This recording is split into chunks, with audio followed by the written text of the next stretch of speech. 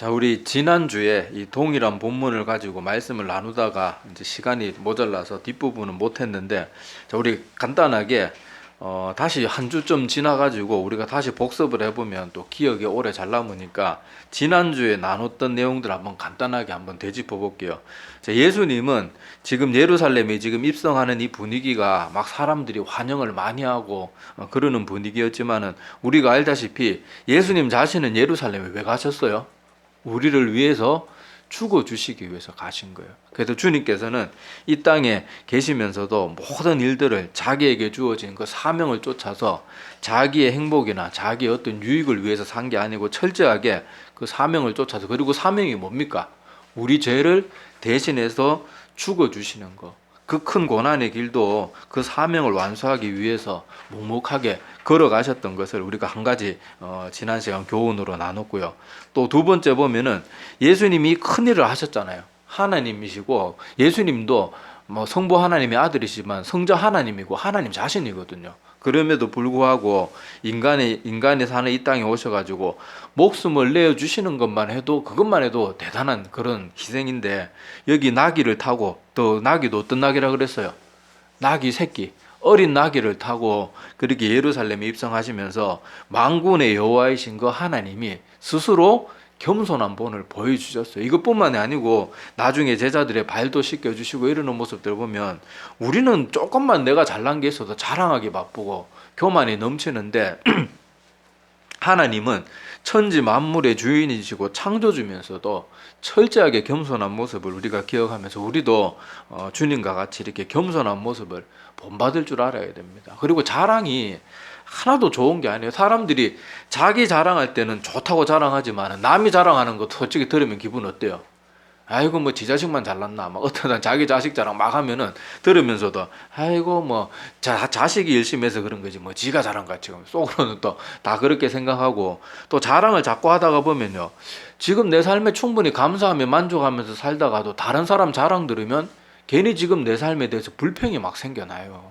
자랑이라는 게 자기에게도 유익이 안 되고 듣는 사람에게도 유익이 안 되고 아무에게도 유익이 안 됩니다. 히스기야는 성경에 보면은 괜히 자랑하다가 그만 자기 나라 재물이고 뭐고 다 뺏겨버리잖아요.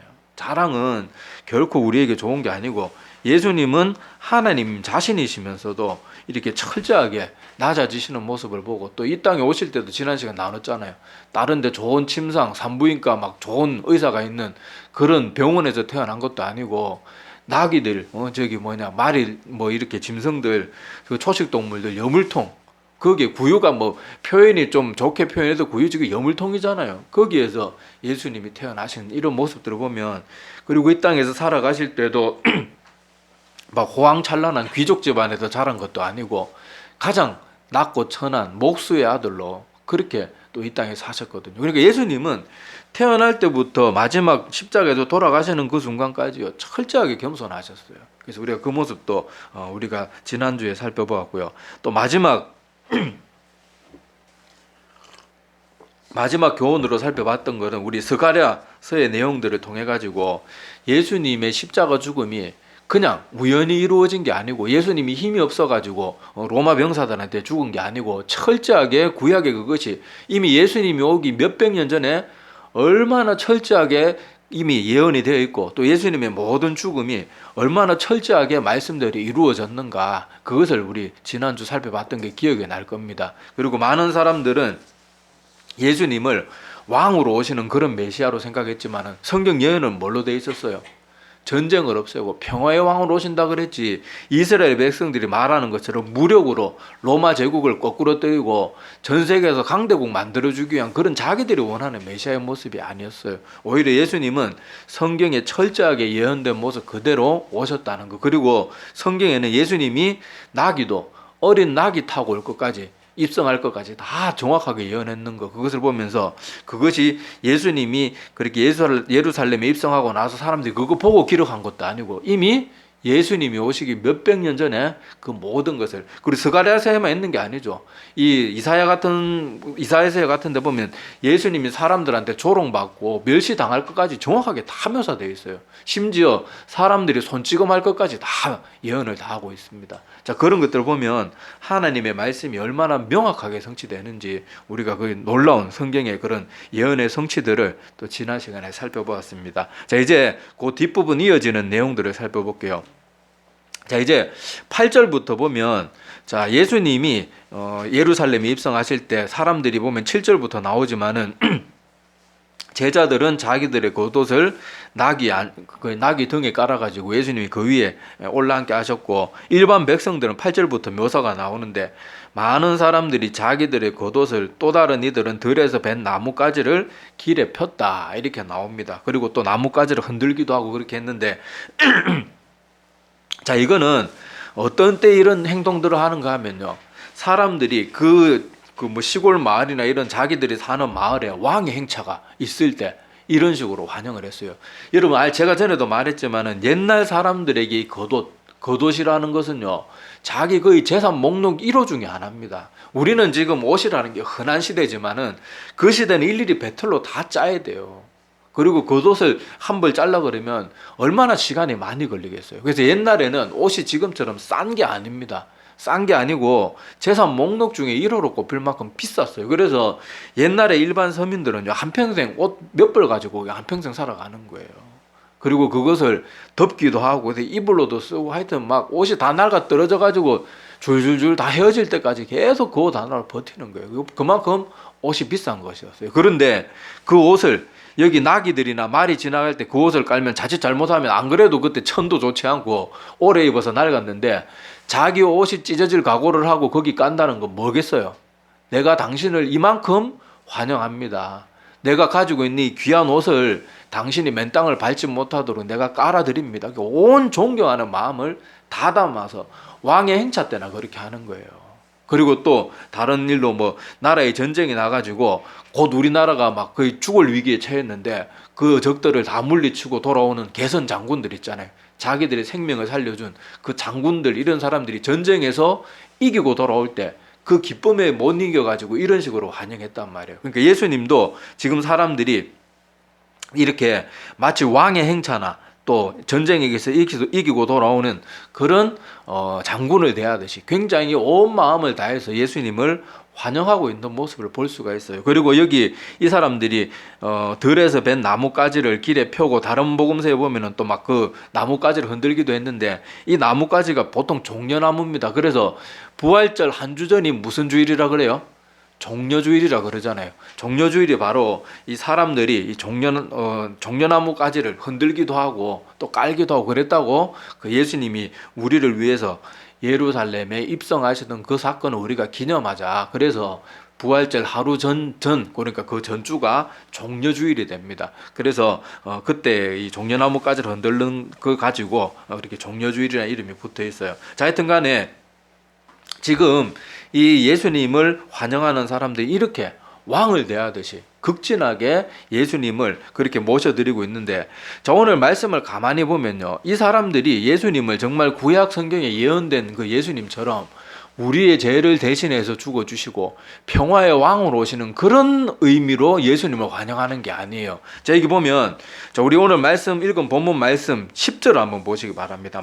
오늘 본문 말씀 마지막 10절을 보면, 자, 9절까지는 좋았어요. 9절까지는 자, 앞에서 가고 뒤에 따르는 자들이 소리 지르되 호산나 찬송하리로다 주의 이름으로 오시는 이여. 요까지는 좋았어요. 자, 그 다음에 10절에 보면 뭐라고 말합니까? 찬송하리로다 오는 우리 조상 다윗의 나라여. 여기서 사람들의 속마음이 들어있는 거예요. 지금 예수님을 환영하는 이유가 뭐예요? 이 사람들의 지금 환영하는 말을 가만히 보면 예수님이 이제 메시아, 예수님이 기적들을 봤잖아요. 오병이의 기적이 있으면 전쟁하는 데 제일 중요한 것 중에 하나가 그 군량이잖아요. 군량미, 하여튼 사람들, 군인들 먹여 살리는 거. 아무리 훌륭한 전투 부대가 있어서도요, 그 군인들을 먹여 살리지 못하면 아무리 힘 있는 전투 부대도 소용이 없는 거예요.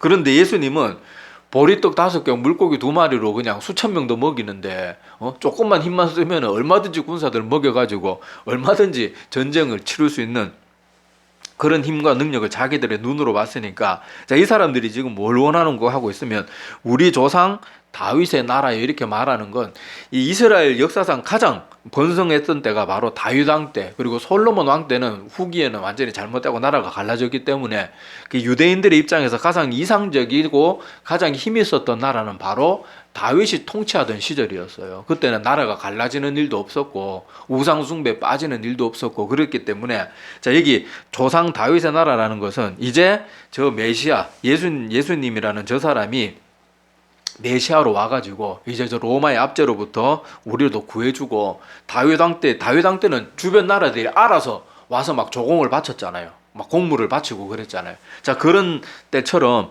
우리나라가 회복되게 해주실 것이다. 그것 때문에 지금 예수님을 환영하는 거예요. 그러니까 이 사람들의 마음은, 제가 여러 번 말씀드렸지만은 이 예수님 당시의 사람들은 메시아 대망 사상에 빠져가지고 구약에 예언한 메시아의 모습을 기대하는 게 아니고 자기들을 로마 제국의 압제로부터 구해줄 힘 있는 왕으로만 자꾸 생각하는 거예요. 그거를 기뻐하는, 그리고 그것 때문에 지금 뭐 이렇게 온 마음을 다해서 환영하는 거지, 우리가 예수님이 원래 목적대로 우리 죄로부터 우리를 구원하시기 위해서 오신 그거에 대해서는 큰 관심이 없는 거예요. 그래서 결국 어떻게 됩니까? 지금은 예수님을 이렇게 간절하게 자기 막 거도까지 깔면서 환영하지만은 불과 일주일도 안 가잖아요. 불과 며칠 있다가 며칠 뒤에 어떻게 해요? 야, 저거 십자가에 못 박아라. 그렇게 변하잖아요. 심지어 얼마나 그들이 경상도 말로 얼마나 거시게 쏘아붙였으면 로마 총독이었던 빌라도가 뒷걸음질 칠 만큼, 한 수 양보하고 접고 들어갈 만큼 그렇게 폭도들로 변해가지고요, 예수님을 십자가에 못 박아버린 거예요. 근데 예수님은 이 땅에 오실 때도 천사가 예언하잖아요. 아들을 낳으리니 이름을 예수라 하라. 이는 그가 자기 백성을 그들의 죄에서 구원할 자이심이라. 마태복음 1장 21절에 보면 그런 말씀이 나옵니다. 자, 그래서 예수님은 우리 인류의 죄를 대신 짊어지고 우리를 죄에서 구원해 주시기 위해서 오신 것이지, 이스라엘 나라를 초강대국으로 만들어가지고 지금같이 미국과 같은 그런 나라를 세워주기 위해서 오신 게 아니에요. 그런데 이 사람들의 목표나 관심은 계속 강한 나라, 이 식민지로부터 벗어나는 거, 이런 거에만 관심이 있다가 보니까 예수님이 정작 이 땅에 예루살렘에 입성하시고 아무도 그런 행동을 안 하시니까 실망한 거예요. 아유, 뭐 저거 메시아 맞기나 맞나?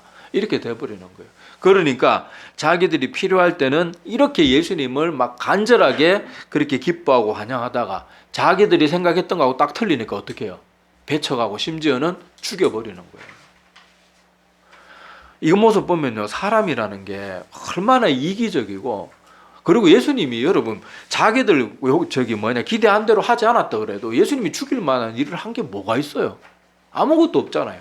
와서 병자들 고쳐주고 자기들이 하나님의 복음을 바르게 알아듣도록 쉬운 비유의 말씀들로 가르쳐주고 아무것도 죽을 일을 한 적이 없는데 그게 못마땅해. 자기들 원하는 대로 안 한다고 못마땅한 거예요. 이런 예수님 당시에 이스라엘 백성들의 모습이 얼마나 잔인하고 악합니까? 그런데 우리가 이 사람들 욕할 게 아니에요. 우리도 똑같아요. 우리도 하나님을 믿는데요, 많은 사람들이 저 하나님 믿습니다 말은 하는데 정작 사람들이 믿는 건 자기가 원하는 하나님을 믿고 따르는 거지, 성경에 기록된 대로의 하나님은 믿지 않아요. 자기는 다들 잘 믿는다고 생각해요. 근데 예수님도 이 땅에 계실 때도 그랬고, 이 성경 전체의 내용이 다 무슨 내용입니까? 하나님의 백성들은 하나님의 자녀답게 살라는 거예요. 그런데 그런 말을 계속하면, 저 교회 저 목사님은 맨날 힘든 설교만 해서 나 저 교회 가기 싫어. 사람들이요, 말은 다 하나님 믿는다 그래요. 근데 정작 말씀대로 하나님이 원하신 대로 믿는 교회는 관심이 없어요. 스스로 속이고 스스로 계속 착각하는 거예요. 하나님이 주시는 말씀을 듣는 거에는 관심이 없고, 내가 듣고 싶은 말씀은 요거니까 요 말씀을 해주세요. 거기에 다 생각이 다 빠져 있는 거예요. 그리고 그런 거 적당히 섞어서 잘하면 그런 교회는 사람들이 넘쳐나고, 물론 올바른 말씀으로 부흥하는 교회도 있지만은요, 정말 성경 말씀과 전혀 다른데도 사람이 많이 모이는 교회들도 있어요. 얼마나 무서운 일입니까? 거기에는 전혀 성경적인 메시지가 하나도 전파되거나 설교되지 않는데도 그저 세상 무슨 긍정주의 세미나나 뭐 웃음 운동이나 이런 세미나 가서도 들을 수 있는 그런 얘기 실컷 하는데도 거기엔 사람들이 막 모여들거든요. 자, 그런 것들 보면 사람들은 하나님을 우리 성경에 기록된 그 하나님이 원하시는 대로의 하나님의 모습을 믿는 게 아니고 지금 예수님이 예루살렘에 입성하실 그때는 잠깐 그렇게 반짝 그렇게 예수님을 환영했다가 자기가 마음에 안 들면 금세 배척해버리고 죽여버리고 그렇게 하는 모습이 우리의 모습이에요. 제가 오늘 새벽에도 말씀드렸지만은 제가 사역을 하면 이제 거의 뭐 반올림 하면 사사오입 하면 20년 가까이 지금 사역을 했습니다. 그런데 많은 사람들이 막 자기 다급한 문제가 있을 때는요, 평소 나한테는 인사도 잘 안 하던 사람들이 막 와서 기도부터 하고 난리도 아니에요. 그리고 막 평소 안 나오던 새벽 기도 나오고 막 수요 예배까지 다 나오고 온갖 예배 다 참석하고 난리가 납니다. 그래가지고 뭐 이거 기도해 주세요. 뭐 우리 자녀 이번에 대학 가야 되고 뭐 우리 남편 이번에 진급해야 되고 뭐 누가 아프고 뭐 아이고 내가 지금 뭐 수술 받아야 되고 막 그렇게 하다가요. 딱 그 소원이 다 이루어지고 나면 내가 내 기억으로요. 그 다급한 기도 제목 가지고 와가지고 막 목사한테 그렇게 막 매달리고 기도해달라고 그랬던 사람들이 자기가 원하는 대로 그 기도 다 이루어지고 나서 이전보다 믿음 생활 더 잘하는 사람 한 명도 못 봤어요. 한 명도.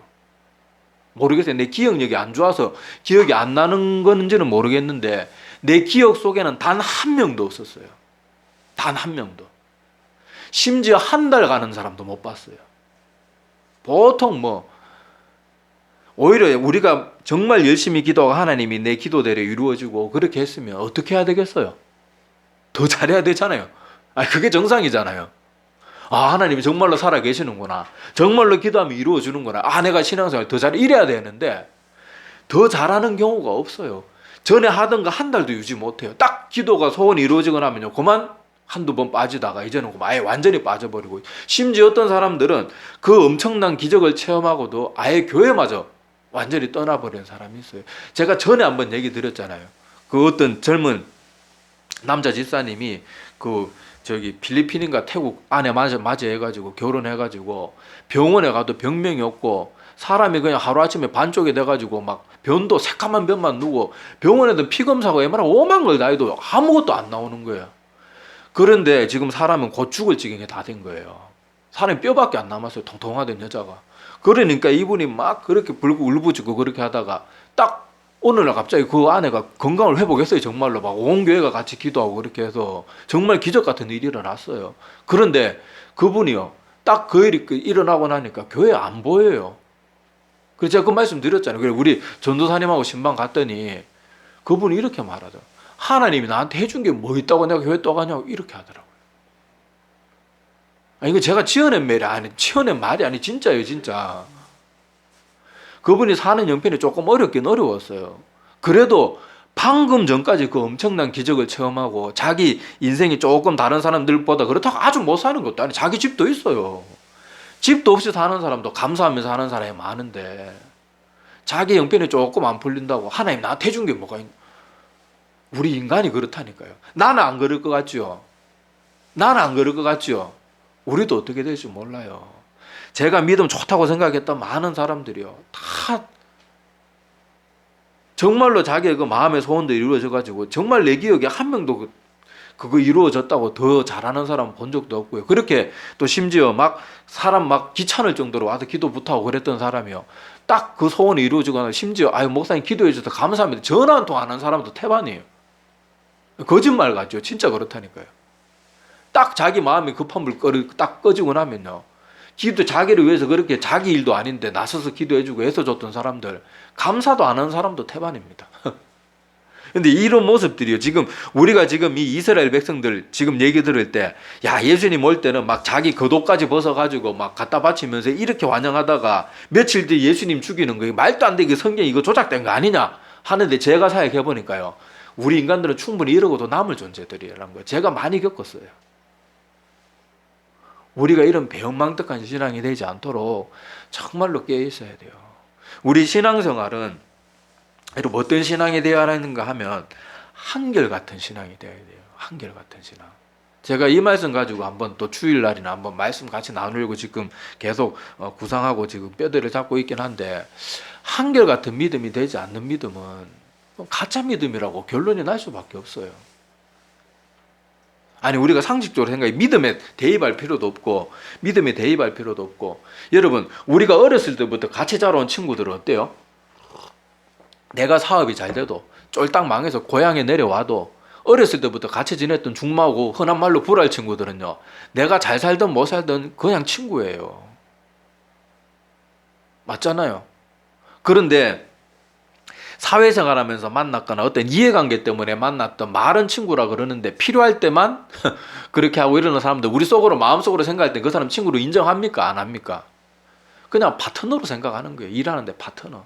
그런 사람들한테는 저 사람은 정말 중마고다 이런 표현 안 쓰잖아요.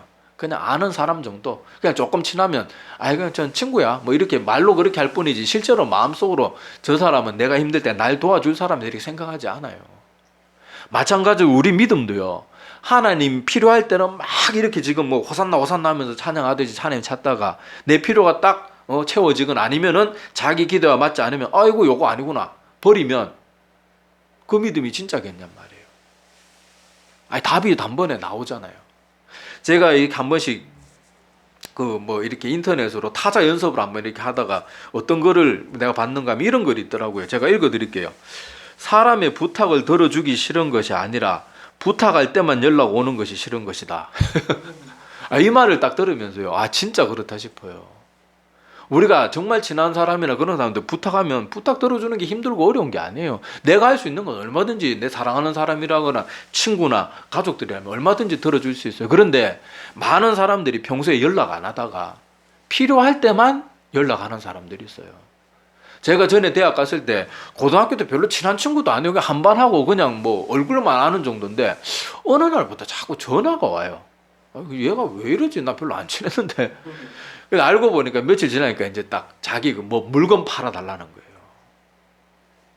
그리고 제가 서울에 일할 때 동창회에 큰 사기를 치고 잠적해가지고 한때 우리 동창회가 박살이 난 적이 있는데, 그 친구도 평소 연락이 안 하다가 자꾸 나를 따로 불러내요. 안 친한데, 그렇게 친하지 않은데, 우리 뭐 같은 반도 별로 한 적이 없고 잘 모르는 친구인데 그냥 한 학교에 다녔다 이 정도인데 자꾸 따로 불러내요. 야 동창회도 보면 되지 뭐, 자꾸 그냥 바쁘다 뭐. 이것도 실제로 서울에 일할 때 정말 바빴고요. 그래갖고 자꾸 뭐 따로 보자 하냐고, 동창회 어차피 며칠 있으면 하니까 그래도 우리 친하잖아 막 하면 자꾸 불러내요. 걔가 그래 불러내가지고 자기가 너 이렇게 일하고 사업하는데 우리 사무실 있어가지고 우리 각자 사무실 돈 얼마씩 내가지고 우리 사무실 한 층 얻고 그렇게 해서 우리 마음 편하게 일하면 서로 안 좋겠냐 그러면서 뭐 돈을 얼마씩 좀 거두재요. 그래서 나 친구끼리 돈 거래하는 거 아니고 난 알다시피 지금 벤처기업 다녀가지고 월급도 얼마 안 되고 낼 돈도 없다 그렇게 말하니까 막 짜증을 부리더라고요. 새끼 뭐 어쩌고 저쩌고 뭐 비전도 없니 뭐 하면서 막 그러더라고요. 가든지 말든지 뭐 했는데요, 얼마 안 있다가 근데 걔 믿고 돈을 막 어떤 애는 막 1,000만 원 2,000만 원 낸 애들도 있고 몇백만 원씩 다 투자를 한 거예요. 근데 잠적해버린 거예요. 그 돈 몇천만 원 엄청난 돈을 가지고 잠적했는데, 알고 보니까요, 이 돈 받아내려고 고향 엄마 집에 가니까 사기전과 7범이에요. 사기전과 7범. 그리고 부모도요, 나는 그 자식 호적 파낸 지 오래니까 우리는 그 어디 사는지도 모르고 그리고 주민등록세 이름도 다 바꿔져 있더라고요. 그러니까 보세요. 많은 사람들이요, 다 어떤 사람이나 이런 걸 할 때 정말 그 사람을 사랑해서 그 사람에게 다가가고 있는지, 많은 사람들이 하나님을 대할 때도요, 자꾸 이런 모습으로 대해요. 필요할 때 하나님 자꾸, 필요 없으면은 자기는 세상에 실컷 놀다가 또 세상에 더 젖어 살다가 또 힘든 일 생기면 또 그제는 난 그래도 난 믿음이 있어서 하나님 찾아오는 거예요. 아니에요. 진짜 믿음은요, 한결같은 믿음이에요. 우리 결혼 주례사 때 맨날 듣는 게 뭡니까? 기쁠 때나 슬플 때나 검은 머리 팥불이 될 때까지 뭐 사랑하겠습니까? 우리 믿음이 그렇게 돼야 된다니까요. 여러분도 교회 가서요, 교회에서 보면 어떤 사람이 정말 본받고 싶고 어떤 분이 신앙이 좋다고 판단이 내려져요. 비가 오나 눈이 오나 늘 예배 자리, 항상 그 자리에 예배의 자리 지키고요, 자기가 사업이 잘 될 때나 안 될 때나 늘 한결같이 겸손하게 하나님 예배 자리 잘 지키고 그렇게 하나님 열심히 한결같은 모습으로, 내가 힘들어도, 내가 때로는 막 정말 하나님이 안 살아 계시는가 그런 마음에 막 의심이 들어도요, 한결같이 하나님 바라보는 그 사람들을 다 교회에서도 인정, 하나님께서도 그런 사람이 인정해요. 그런데 교회 가면 그런 사람도 있어요.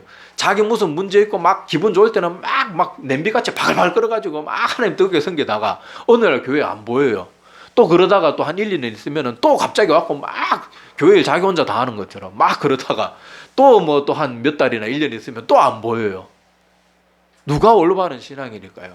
나는 어떤 사람의 모습을 본받고 싶어요. 제가 뭐 답 안 드려도 알잖아요.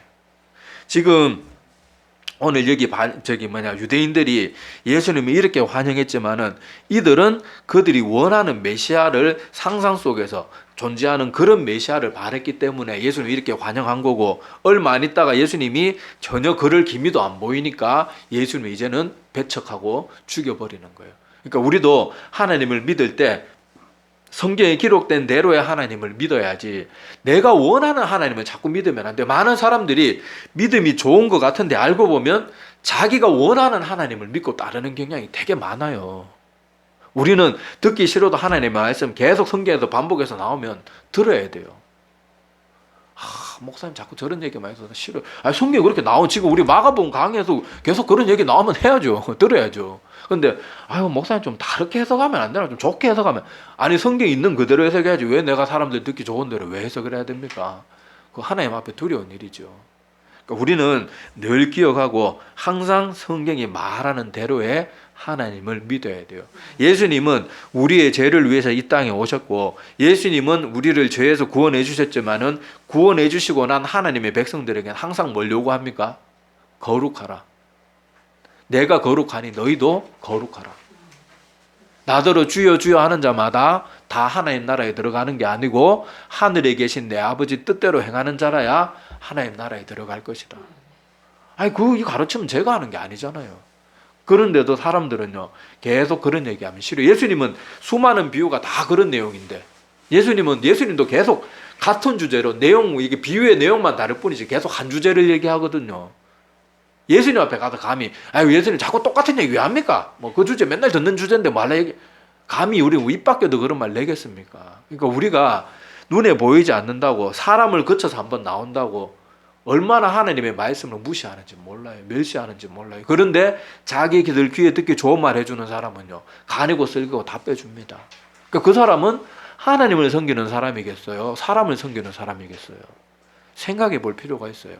그래서 오늘은 마지막 교훈 한 가지가 조금 길게 설명이 되긴 했는데, 많은 사람들이 하나님, 성경에 기록된 대로의 하나님보다 자기들의 원하는 하나님을 마음속에서 자기도 모르게 만들어서 섬기고 있는 거, 나도 그런 사람일지 모른다는 거. 그리고 하나님이 기뻐하시는 믿음은 필요할 때만 하나님 찾는 믿음이 아니고 기쁠 때나 슬플 때나 늘 한결같은 믿음.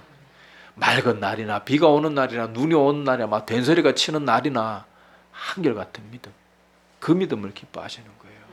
그리고 믿음의 사람들은요, 내가 막 기분이 좋고 막 성령 충만함을 받았을 때만 하나님 잘 섬기는 게 아니고 내 마음에 막 의심이 몰아치는 거예요. 하나님 정말 살아계시는 거 맞나? 막 그런 마음이 들 때도 그래도 저에게는 하나님밖에 없습니다. 그러면서 하나님께 나가는 거예요. 그게 진짜 하나님이 기뻐하시는 믿음이고, 그게 정말로 참된 믿음인 줄로 압니다. 친구도 아까 다시 자꾸 그런 생각이 들 때는 친구 생각해보세요. 누가 진짜 내 친구인가? 필요할 때만 나 찾는 친구는 누구도 친구라고 생각 안 해요. 그냥 날 이용하는 사람이지. 우리 믿음은 오히려 그것보다 더 거룩하고 더 정결해야 되는 관계인데, 우리는 하나님 앞에 믿음의 관계를 너무 가볍게 생각하고 내 편한 위주대로, 하나님은 사랑이 많은 분이니까 내가 들쭉날쭉거려도 충분히 이해해 주실 거예요. 그래도 나 힘들 때 하나님 찾는 거는 그래도 믿음이 있으니까 찾는 거지. 그런데도 자기 멋대로 살고, 그건 무슨 믿음이에요? 이건 계속 자기를 속이는 거예요. 속이는 거. 그렇게 돼서는 안 될 줄로 압니다. 그래서 우리 하나님 앞에 인정받는 늘 한결같은, 그리고 성경에 기록된 대로 하나님을 바르게 온전하게 믿는 우리 모두가 되기를 소망합니다. 기도드리겠습니다.